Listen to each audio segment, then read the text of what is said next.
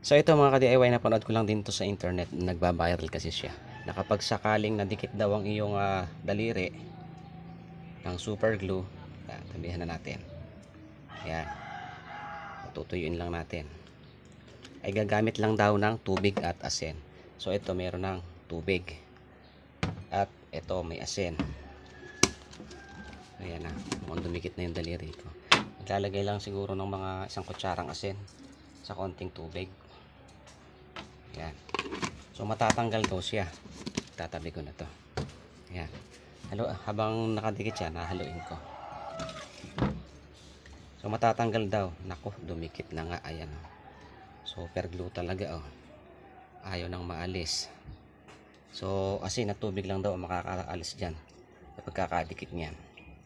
Kaya susubukan natin kung legit. Ayan, napakadikit to. So ayan, susubukan ko na. Dikit na ba? Dikit na.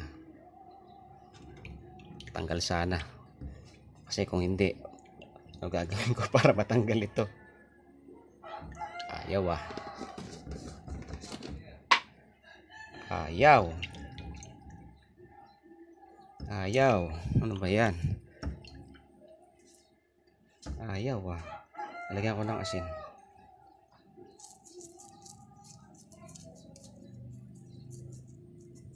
Ayun, natatanggal nga. Basta dadamihan lang ng asin. Yan.